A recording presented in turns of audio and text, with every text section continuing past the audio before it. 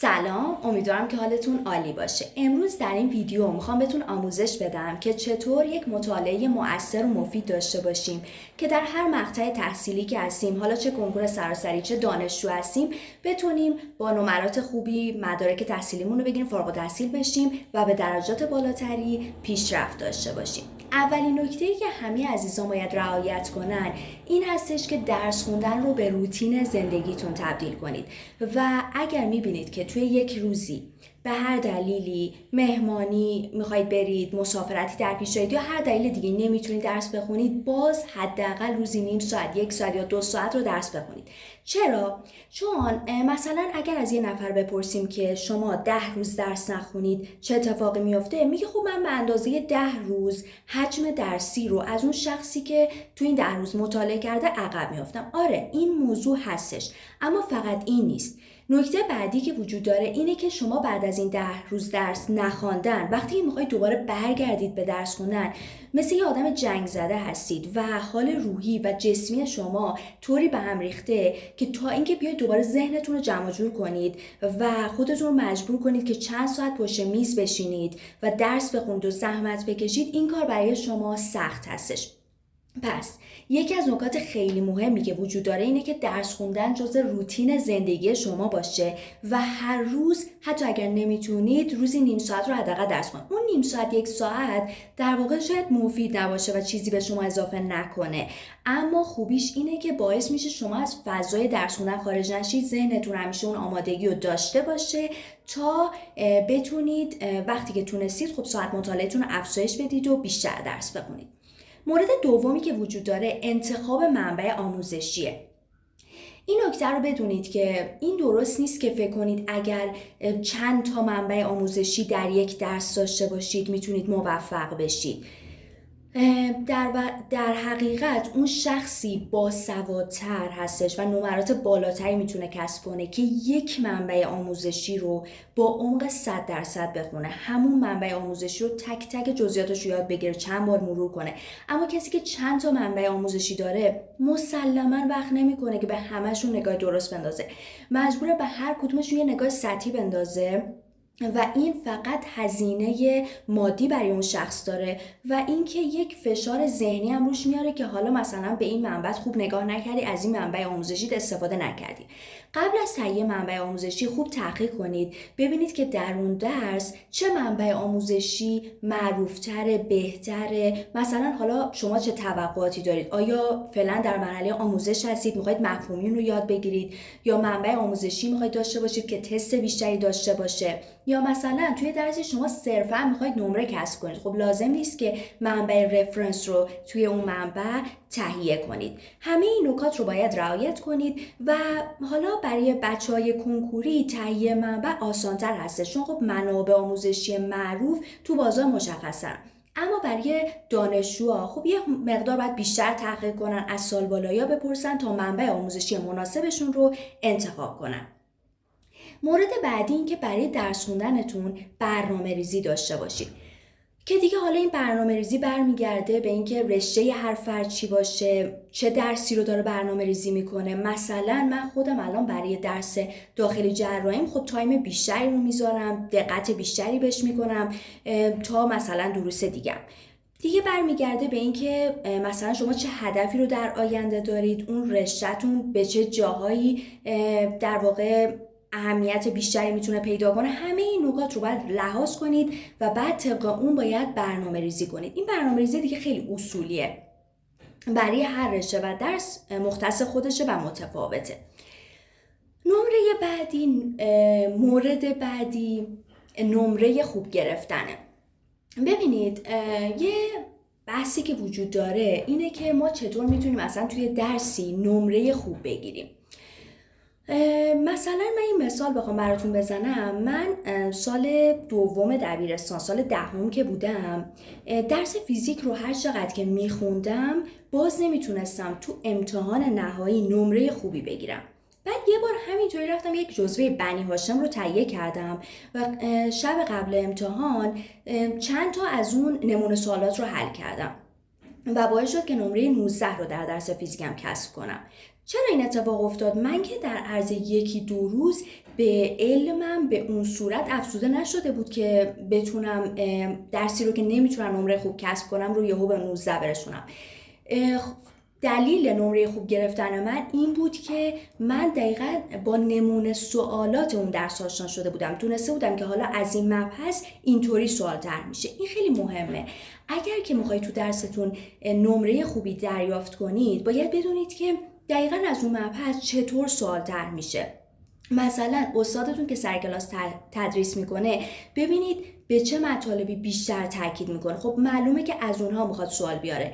یا مثلا نمونه سوالاتش رو از ترم بالایی‌ها دریافت کنید، یا مثلا نمونه سوالات اون کنکور سراسری، کنکور ارشد، دکترایی که میخواید تو شرکت کنید رو به دست بیارید و بزنید تا با دید طراحان سوال آشنا بشید. این کار میگم آنچنان به علم شما نمی‌افزاید، اما باعث میشه که با سبک طرح سوال از اون مبحث آشنا بشید و نمره خوبی کسب کنید و معدل شما افزایش پیدا کنه. و مورد بعدی که وجود داره اینه که باید یاد بگیرید که یک درس رو به چه صورت بخونید. روش مطالعه هر درس رو باید بلد باشید. و اینکه حالا برای یادگیریش باید چه نکاتی رو رعایت کنید. مثلا یه جا به یه درس میرسید، مطلب کاملا مفهومی هستش. خب اینو نمیتونید حفظ کنید، این رو باید مفهومی یاد بگیرید. حالا برای مفهومی یاد گرفتن روش‌های مختلفی وجود داره. مثلا من گاهی اوقات وقتی میدم یه درس مفهومیه، 1 بار 2 بار 3 بار اون رو میخوندم و بعد سعی میکردم اون رو برای خودم کنفرانس بدم. فکر کنم که چند نفر روبروی من هستن، من در یک کلاس حضور دارم و اون رو کنفرانس میدادم و به این طریق اون درس مفهومی رو یاد میگرفتم.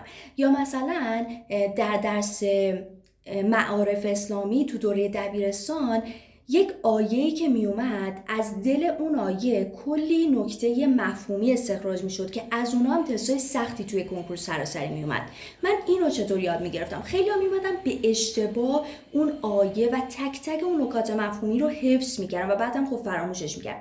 ولی من وقتی آیه رو می خوندم و ترجمه اون آیه رو می خوندم، خودم می گفتم خب حالا از دل این ترجمه چه چیزایی بیرون میاد؟ خب مثلا اینجا داره به یگانگی خدا اشاره میکنه، پس میتونه به توحید اشاره کنه و حالا همه اون مطالبی که توی مبحث توحید یاد گرفته بودیم و غیره. یعنی من خودم از خودم میخواستم و بعد که شروع میکردم نکات مفهومی رو میخوندم، میدم که دقیقا همون مطالب هستش و تو ذهنم تثبیت میشد.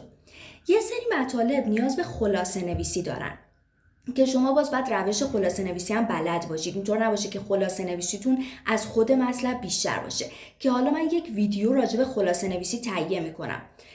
خلاصه نویسیتون باید شامل کلیدواژه ها باشه. کلیدواژه یعنی یک واژه‌ای که وقتی شما اون رو میشنوید یاد تمام اون مطلب بیفتید.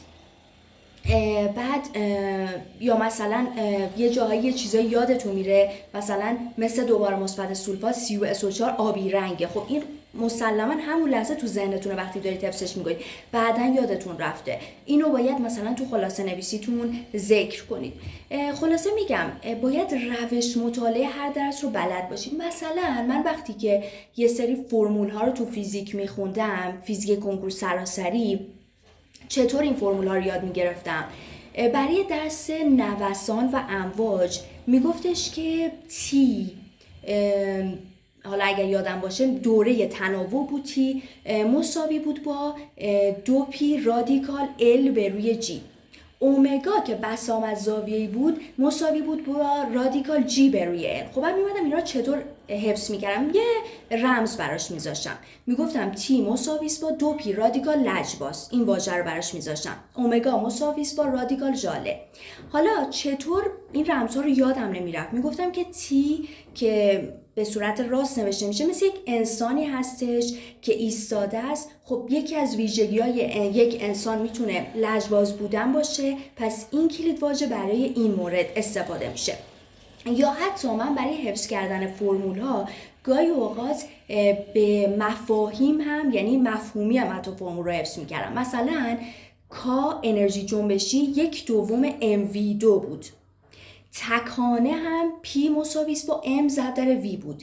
اینا فرمولایی بود که توی مبحث فیزیک برای بچهای رشته ریاضی و تجربی وجود داشت. من میگفتم خب وقتی که 1/2 MV2 M ضرب در V میشه P، پس ما میتونیم از دل این فرمول جدید K مساویس با PV تقسیم بر 2 هم به دست بیاریم، یا میتونیم فرمول K مساویس با P2 V2 به روی 2M رو هم به دست بیاریم. یعنی از دل فرمولای جدید رو به دست می آوردم که وقتی که سوالات مفهومی جدید در کنکور سراسری طرح شد و اعدادی رو به من دادم، بتونم تو فرمول جایگذاری کنم و از اونها استفاده کنم. یعنی میگم دیگه شما باید با گذر زمان و تلاش کردن و آزمون و خطا روش مطالعه هر درس هم به دست بیارید، روش یادگیریشو به دست بیارید که حالا من باید خلاصه نویسی کنم، خلاصه نویسی درست به چه صورته، کلید واژه بیارم، مفهومی یاد بگیرم،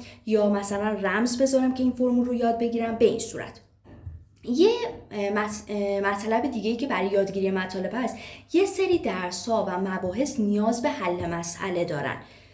مثلا شما برای یادگیری ریاضی، فیزیک یا مسائل شیمی تا زمانی که مسئله حل نکنید خب مسلما نمیتونید اون مطلب رو یاد بگیرید. باید مسئله حل کنید، بعد از مسئله حل کردن به نکات اون مفهوم، به طریقه یادگیری اون فرمول پی ببرید و اون مطلب رو کامل به این طریق آموزش ببینید. بعد حالا نکته که وجود داره اینه که گاهی اوقات ما یه سری مطالب مهمن، یه سری مطالب مهمتر هستن. ما اگر بخوایم موفق شیم باید وقتمون رو بیشتر روی مطالبی که مهمتر هستن بگذاریم. یه وقتی شما هدفتون از درس خوندن اینه که اون درس رو پاس شید، اون مرحله رو بگذرونید، برید سراغ مرحله بعد.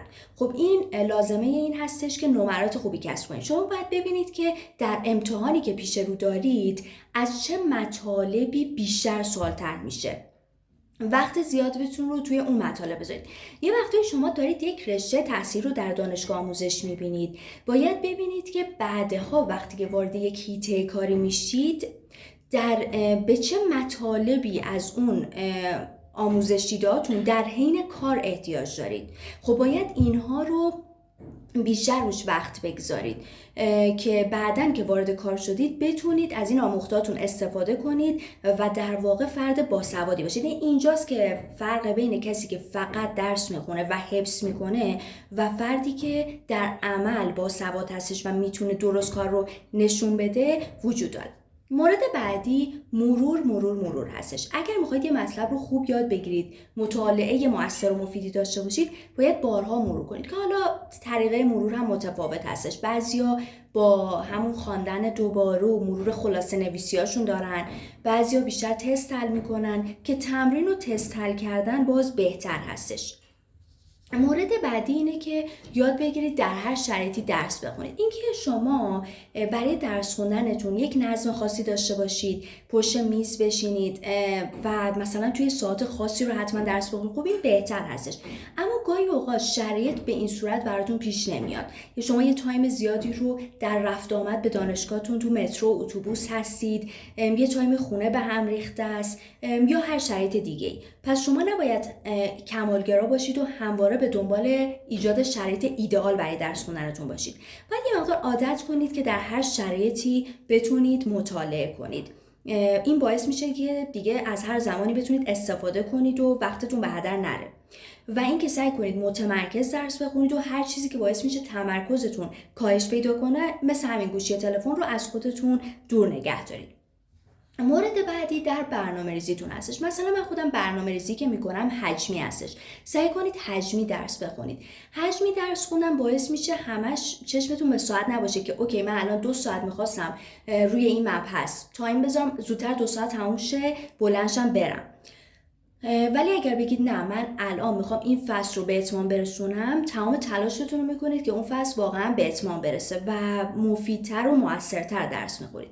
مورد بعدی این که به مغزتون اعتماد کنید. اینکه حالا مثلا من نمیدونم سطح آیکیوم پایینه، هوشم پایینه و اینا نه. شما اگر تو همین مقطع تحصیلی تونستید ادامه بدید و به اینجا برسید، پس یعنی هوش خوبی دارید.